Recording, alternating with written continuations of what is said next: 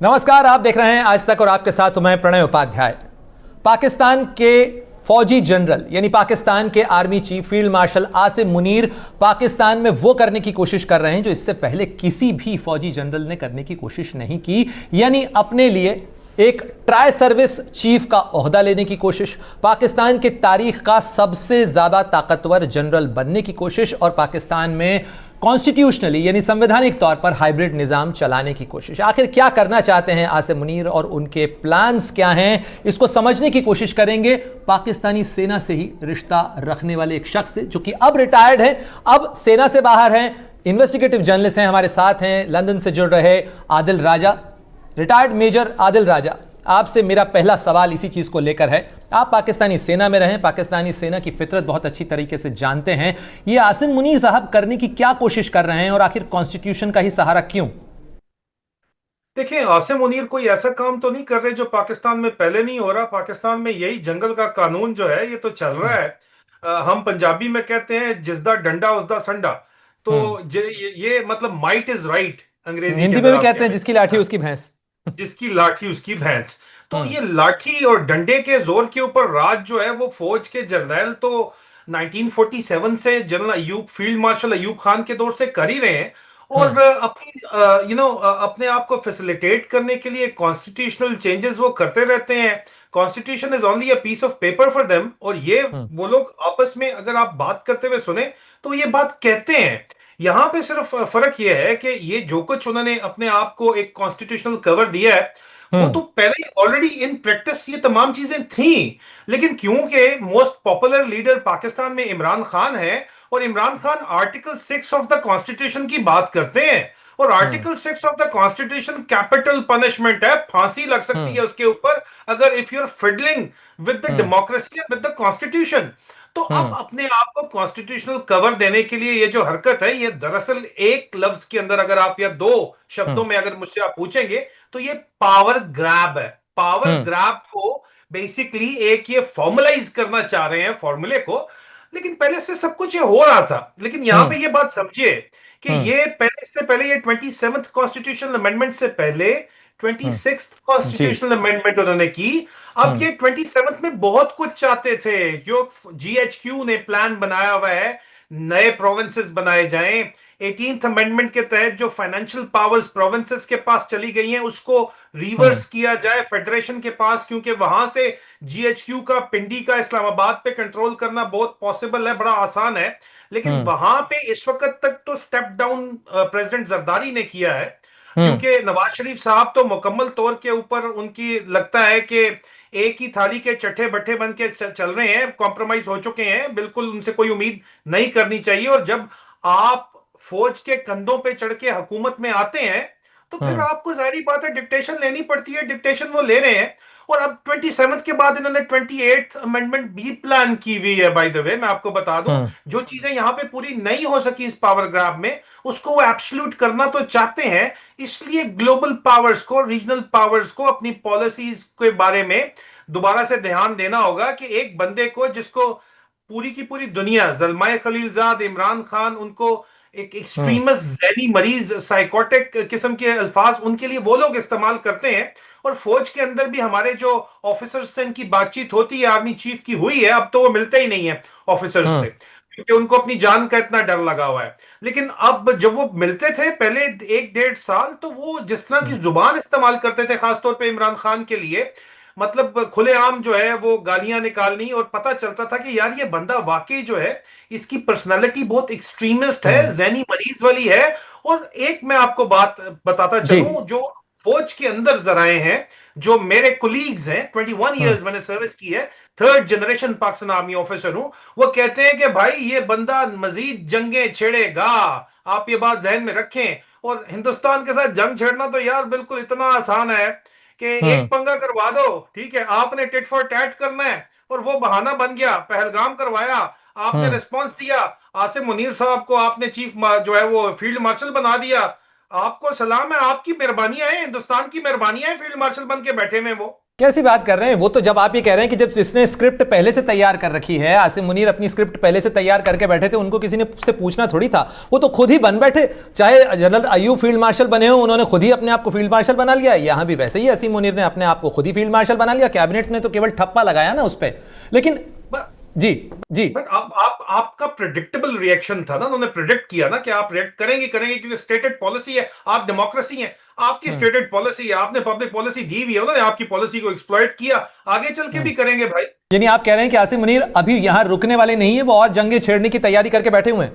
आप मुझे बताएं कि एक बंदे के पास इकोनॉमी चल ही नहीं रही, इंडिया की इकोनॉमी तो चल रही है ना, मिडिल क्लास गरीब से गरीबतर होती जा रही है, नौकरियां सिरे से है ही कोई नहीं, फौज के अपने कारोबार के अलावा कोई कारोबार चल ही नहीं रहा है, पाकिस्तान से बाहर सारे जिंदा भाग का नारा लगा रहे हैं, सारे तो नहीं जा सकते हैं बाहर भी, इमिग्रेशन बड़ी सख्त हो रही है आजकल, immigrants anti immigrant sentiment western countries में बहुत ज्यादा है, प्रेसिडेंट ट्रंप की पॉलिसी ले लें, यहाँ बर्तानिया की पॉलिसी, इंग्लैंड के अंदर भी, ग्रेट ब्रिटेन में भी यही चल रहा है, तो जाहिर बात है कि यार वहां पे उन्होंने लोगों की तवज्जो भी तो हटानी है इकोनॉमिक इश्यूज से, यहाँ पे जो हालात बने हुए हैं। तो लेकिन आदिल साहब माफ कीजिएगा, मैं क्या आपकी बात को बीच में रोक रहा हूं। आप कह रहे हैं कि आसिम मुनीर इतने डरे हुए हैं कि आजकल तो अपने अफसरों से, अपने मातहतों से भी नहीं मिलते हैं। वो दूसरी तरफ ये दिखाने में लगे हुए हैं कि वो दुनिया भर के मुल्कों में घूम रहे हैं। अभी अजरबैजान गए थे।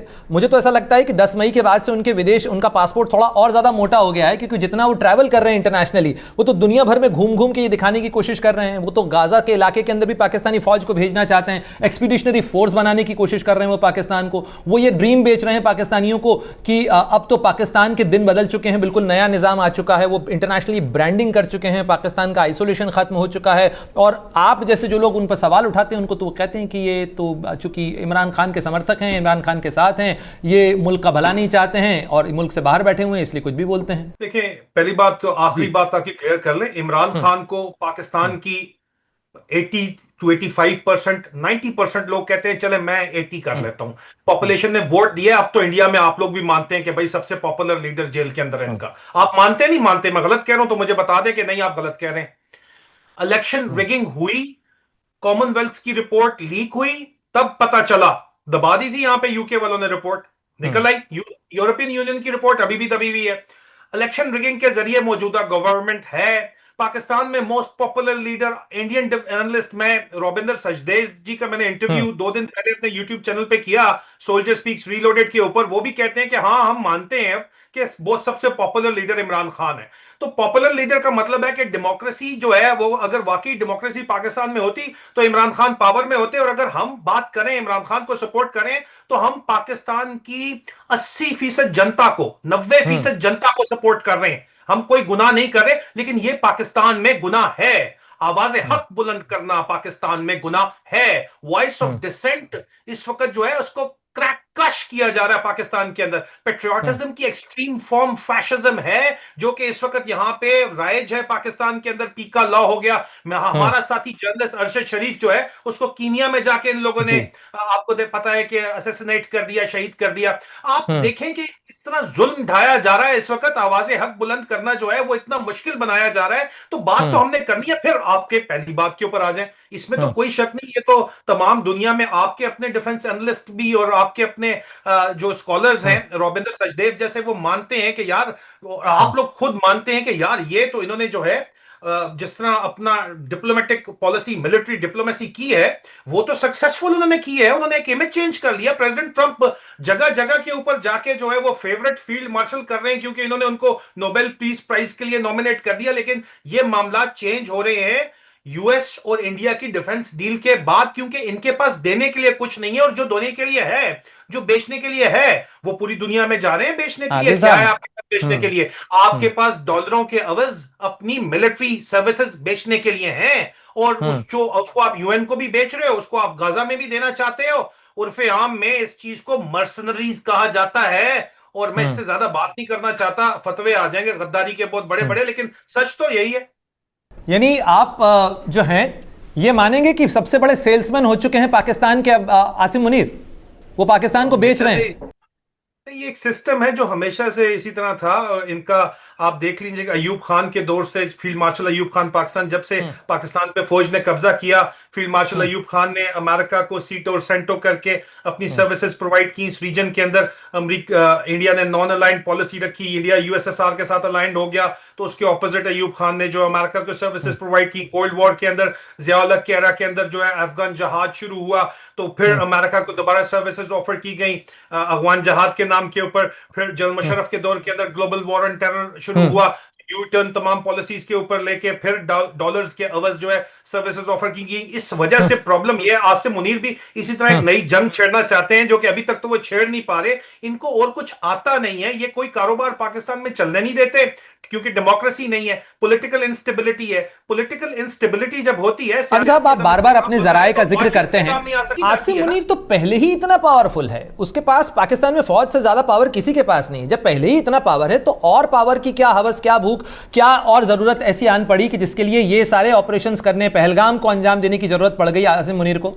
It is not about power only, it is about popular sentiment as well. Hmm. Perception, reality है कि उसके पास पावर है, बट हम्म। परसेप्शन ये है कि वो पावर पे कब्जा उसने किया हुआ है। Perception is much more important than reality. और हम्म। पावर, ब्रूट फोर्स, उसकी अपनी अगर परसेप्शन नहीं होगी, पब्लिक सपोर्ट उसको नहीं होगी, तो उसके हम्म। अपने, वो कौन सा कोई पब्लिक के वोट से यहां पे आया हुआ है? उसके अपने हम्म। यहां पे जो है वो जियाउल का जहाज भी गिर गया था, वो जहाज हम्म। भी फौज का था, उसमें आमों की पेटी जो रखी थी वो भी फौज ने रखी थी, पायलट भी फौजी थे, और हम्म। जिनकी इंक्वायरी भी उस जहाज की फौजियों ने नहीं होने दी। बात समझे आप? ठीक है, हम्म। यहां पे अगर पॉपुलर सेंटिमेंट उसके साथ नहीं है और वो ये परसेप्शन बन जाती है फौज के अपने अंदर, और इसकी वजह से पूरी फौज को गालियां पड़ रही हैं, तो फौज हम्म। के अंदर से ही इसके साथ बहुत कुछ हो सकता है। बात समझिए, मुशर्रफ को भी आखिर में फौज के अंदर से ही हटाया गया था, और हम्म। इसी तरह जो है जिया को भी फौज के अंदर से ही हटाया गया था, और फौज के अंदर से ही फील्ड मार्शल अयूब खान के खिलाफ जो है लोग हुए थे, अयूब कुत्ता के नारे मारे थे।